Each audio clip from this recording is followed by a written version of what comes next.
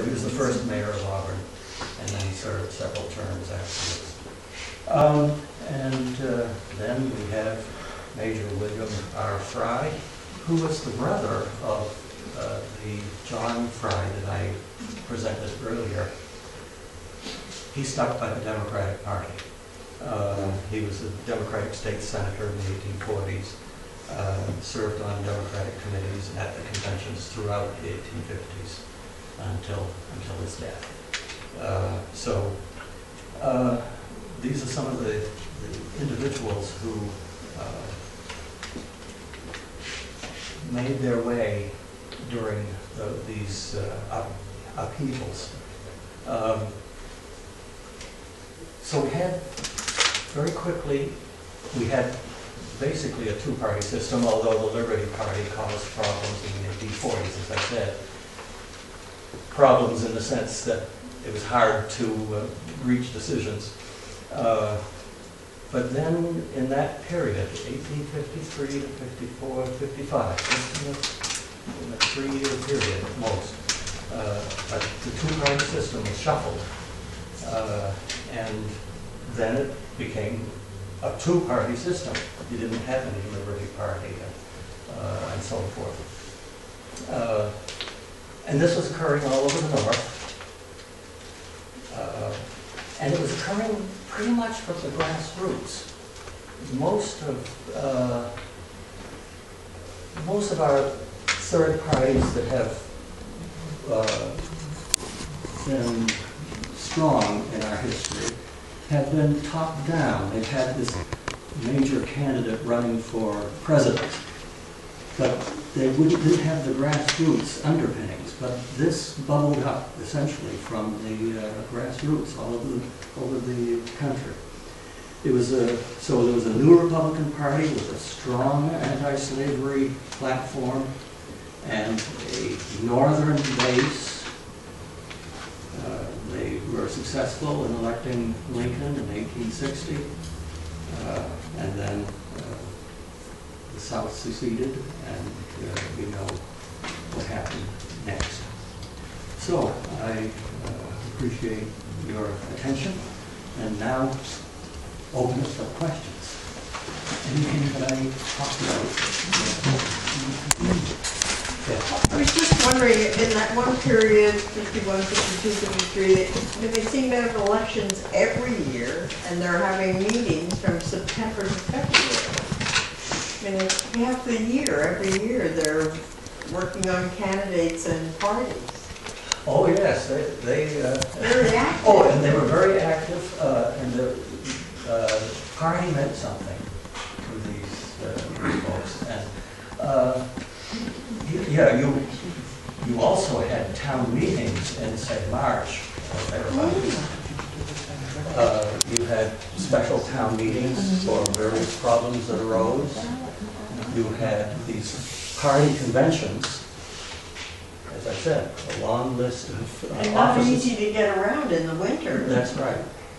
And so, yeah, these were. And then they had the election. They had the elections in September, the state elections, but then they had the presidential election in November. So politics absorbed some time because, as I said, except for the elections in September and November, these were town meetings or caucuses or conventions where you have to gather at a certain time and place and spend some time. Yes, sir. In recent history, when you look at Maine, your politics is very regional. Like on the coast, it's more Democratic, liberal. Bangor seems a lot more Democratic. And then as you go inland, except for like the mill towns that had large immigrant communities, seems more conservative and Republican. Was that the case back then, or was it more, diverse regionally? It was diverse regionally. I just presented material from Androscoggin County so that you don't get the entire distribution. But when you look at the various counties, and I do have election returns here, the different counties supported these respective candidates in a different manner. So that you had outliers such as, well, let's just talk about the 1860s. Lewiston was heavily Republican, but then at that time, Wales was just about the most heavily Democratic town. And so that it was reversed. This was before immigration occurred, so that the cities tended to be quite Republican, and the rural areas tended to be much more Democratic. Also, Danville was also cited at some points as being a fairly Democratic town. And then it's argued that's one of the reasons they were absorbed by Auburn. But eliminate their influence, except in Auburn politics. Yeah, so there were variations. In terms of, well, the terms liberal and conservative,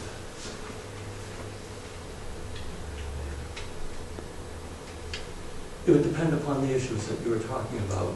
The towns, the rural areas tended to be more... They were more into farming, weren't they? Not, let me put it the other way. The cities tended to be more in favor of temperance or prohibition, which is counter to what you think. But ultimately the Irish come, and then the French, and you get a different kind of culture in those communities. So there was variation. Maybe I could just give examples.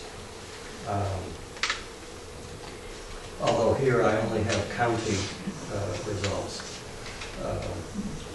Washington County, I'm looking at 1852 when John Hubbard was a Woolhead Democrat.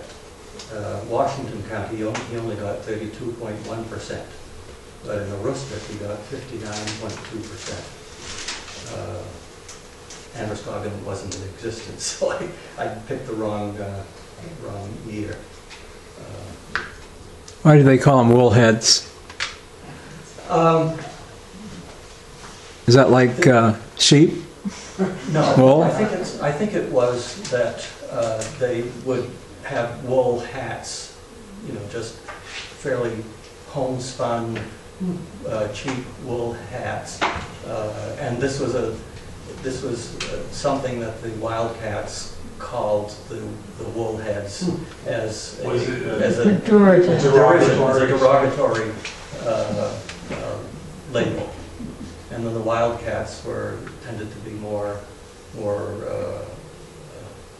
cosmopolitan, or that. I've been trying to get where the Wildcat label came from, but haven't been able to find that.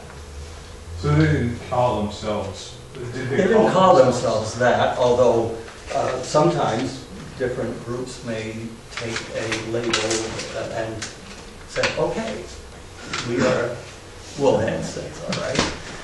It's good to be that. So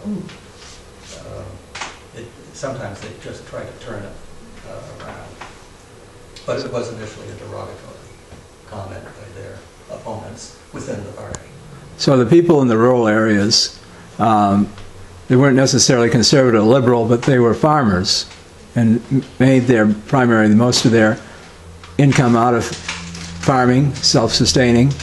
And the people in the city were probably more in maybe factory workers or city-involved occupations. Right.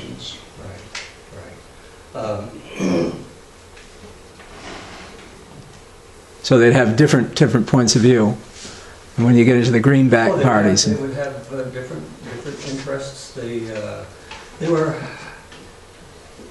the rural folks tended to be low tax folks,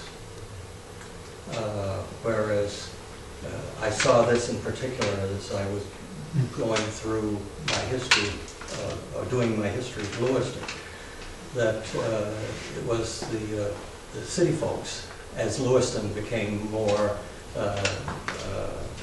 urban, it was the city folks who would have all of these projects that they wanted to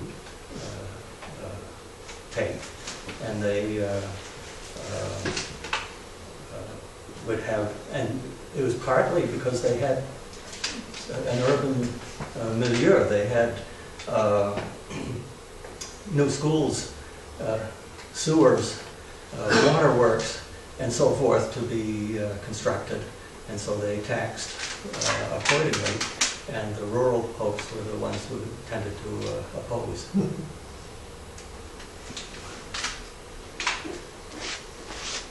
So the terms liberal and conservative are hard to apply because it depends on what you're talking about. In temperance, in the prohibition area, the cities tended to be more for prohibition versus the I think I meant it's more polarized. Yeah. You don't have,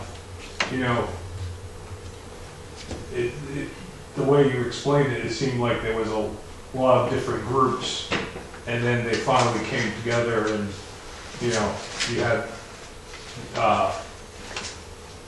had like 3 or 4 parties. right. And they all Yeah, had different goals. They goals. did come to coalesce. They did tend to coalesce by the late 1850s. The Republicans were anti-slavery. They were in favor of prohibition. They were very concerned about the immigrants. Those are the 3 big issues. And they tended to agree on those issues. And then the Democratic Party had the opposite viewpoints. And of course, there would be some people in between, but it was, okay, put my political science hat on. This is what has happened at other times when these realignments have occurred. What happens is that the old parties simply try to manage the new issues. The old issues on which they were founded are no longer quite as relevant. The Bank of the United States and that sort of thing. And Jackson, whether you like Jackson, President Jackson or not. And then you have this realignment that occurs within 2 or 3 elections. And the parties are fairly homogeneous within themselves, but very much opposed to each other. But then as time goes on, these alignments become a little less and less relevant until the next realignment occurs. So there are various realignments. There were the 1830s when the Democrats, Whigs the Democrats continued, but the Whigs were founded. Then the realignment in the 1850s. Then the realignment occurring again in the 1890s. And then in the 1928 to 36 period, there have been these different realignments when the parties do become fairly different from one another. And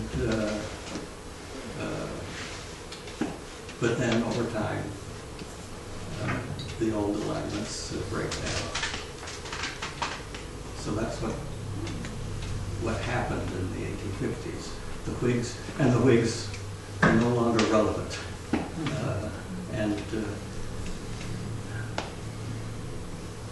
Okay. Yes, sir. Didn't you say back in those days, a lot more of the population was really politically inclined? a lot more than. Oh, yes, oh, yes. Party was very important for them. Literacy was high too, from And what I understand. They were literacy. very interested in learning and Yeah. politics. Party was very important. To be an independent, there wasn't any, you weren't an independent. People were Democrats or Whigs, or they were Democrats or Republicans, especially in these just post-realignment periods. But now it's fashionable not to be associated with any party. Yes, the Kansas Nebraska Act was the end of the Whigs, basically. Oh yes, that was, Because of the yeah, scores. they couldn't manage, or decide which they wanted to be, pro-slavery. They didn't have really a platform, did they, the Whigs on slavery?